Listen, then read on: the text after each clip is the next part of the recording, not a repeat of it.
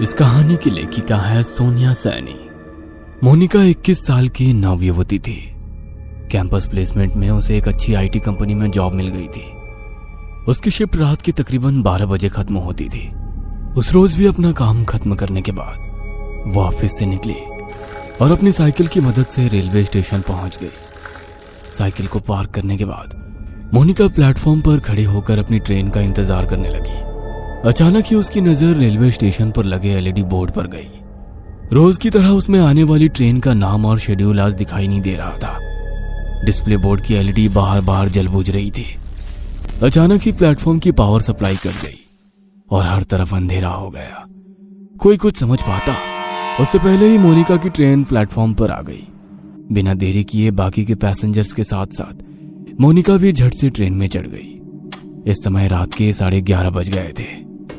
आज ट्रेन में कुछ गिने चुने पैसेंजर्स ही दिखाई दे रहे थे। मोनिका ने अपने हेडफोन में लाउड म्यूजिक लगाया और आंखें बंद कर अपना सर सीट के बैक सपोर्ट में टिका दिया। कुछ ही देर में लाउड म्यूजिक होने पर भी दिन भर की थकान के कारण उसकी आंख लग गई थी।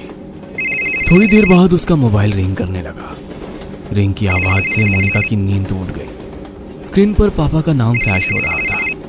मोनिका ने फोन उठाया तो उधर से पापा की आवाज सुनाई देने लगी।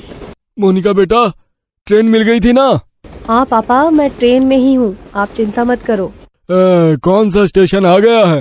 पापा की बात सुनकर मोनिका अचानक से आंख खोलकर अपने कोच में चारों ओर नजर दौड़ाती है।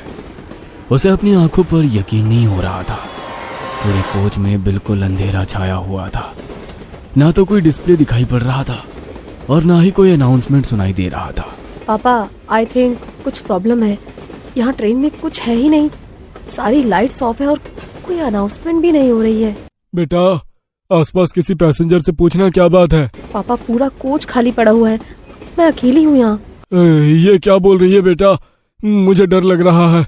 देख, ट्रेन जैसे ही अगले स्टेशन पर रुकेगी तू वहाँ पर उतर जाना, मैं तुम्हें लेने आ जाऊंगा। ठीक है पापा। मोनिका अब ट्रेन के अगले स्टेशन पर रुकने का इंतजार कर रही थी।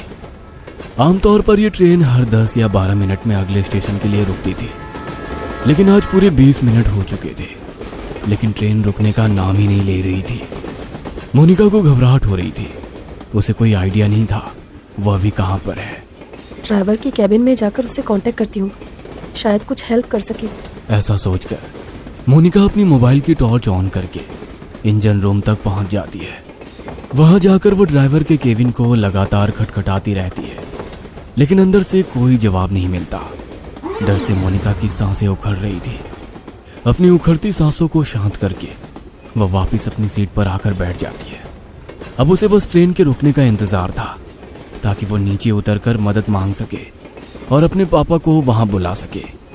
इसी तरह 10 मिनट और बीत जाते हैं। अचानक ट्रेन की स्पीड कम होने लगती है।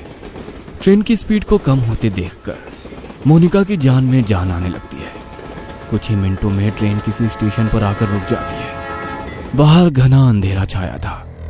स्टेशन पर कहीं भी उजाला नहीं दिख रहा था। मोनिका ने खिड़की से झांककर बाहर देखा तो प्लेटफॉर्म पर एक भी इंसान नहीं था। अब तो मोनिका को और भी डर लगने लगा था। उसने जल्दी से अपना मोबाइल निकाला और फिर से पापा को फोन मिला दिया। पापा, ट्रेन किसी स्टेशन पर रुकी है, लेकिन ये कौन सा स्टेशन है कुछ समझ नहीं आ रहा। बाहर सिर्फ अंधेरा ही अंधेरा दिखाई दे रहा है। प्लेटफॉर्म पर भी कोई आदमी नहीं दिख रहा है। मैं क्या करूं? बेटा, एक बार मैप में अपनी लाइव लोकेशन चेक करो, तुम्हें पता चल जाएगा कि अभी तुम्हारी ट्रेन कहां पर है। मोनिका अपनी लोकेशन चेक करती है तो पता चलता है कि वो किसी अनजान जगह पर है जिसे जीपीएस भी ट्रैक नहीं कर पा रहा था। मोनिका फिर अपने पापा को फोन लगाती है। पापा, ये सब क्या हो रहा है मेरे साथ? इस जगह को जीपीएस भी ट्रैक नहीं कर पा रहा है। मैं कहाँ जाऊं? आप आ जाओ पापा, मुझे बहुत डर लग रहा है। अचानक सिग्नल कटने के कारण कॉल डिस्कनेक्ट हो जाता है। मोनिका स्टेशन पर घूमकर बाहर निकलने का रास्ता ढूंढने लगती है। तभी उसे वहां पर एक बड़ा सा बोर्ड लगा हुआ दिखाई देता है। इस पर जरूर स्टेशन का नाम लिखा होगा। टॉर्च जलाकर देखती हूँ। जैसे ही वो टॉर्च की रोशनी में बोर्ड की ओर देखती है, उसके शरीर में कपकपी सी होने लगती है। वह बोर्ड पूरी तरह से खून से लथपथ था और उस पर से अभी भी खून की बूंदें टपक रही थी। मोनिका घबराकर वहां से भागकर वापस अपनी ट्रेन की ओर आने लगती है कि तभी उसका फोन बजने लगता है। डरो नहीं बेटा, हिम्मत से काम लो। तुम्हारी ट्रेन जिस ट्रैक से आई है उसी ट्रैक पर वापस चलो।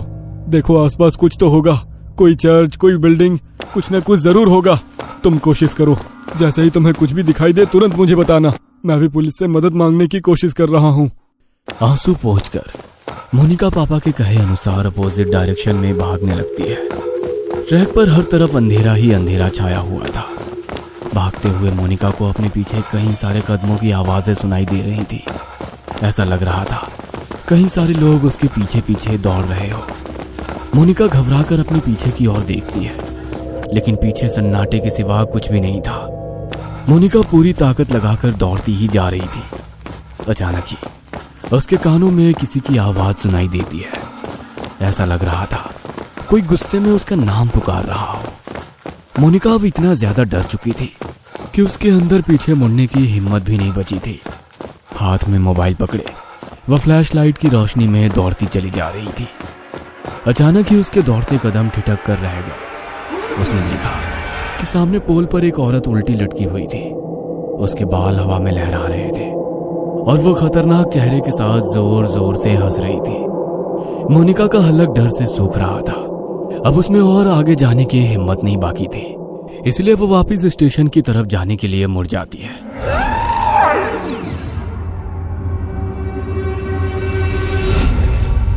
वापस मुड़ते ही उसे कुछ दूरी पर एक आदमी दौड़कर उसकी ओर आता दिखाई देता है। उसका पूरा शरीर कटा फटा सा दिखाई दे रहा था। उसका चेहरा बहुत डरावना दिख रहा था, जैसे कहीं पर कुचला गया। वह आदमी हाथ हिलाकर उसे ट्रैक पर दौड़ने से मना कर रहा था। मोनिका को अब समझ नहीं आ रहा था कि वो कहाँ जाए। घबराकर वो फिर से पोल की तरफ देखती है, जहां अभी कुछ मिनटों पहले एक औरत उल्टी लटकी हुई थी। वो पोल अब बिल्कुल खाली था। आगे का रास्ता भी बिल्कुल खाली दिखाई दे रहा था, इसलिए उस आदमी से बचने के लिए मोनिका फिर से ट्रैक पर दौड़ने लगती है। कुछ दूर दौड़ने के बाद उसे ट्रैक के पास एक गाड़ी खड़ी दिखाई देती है।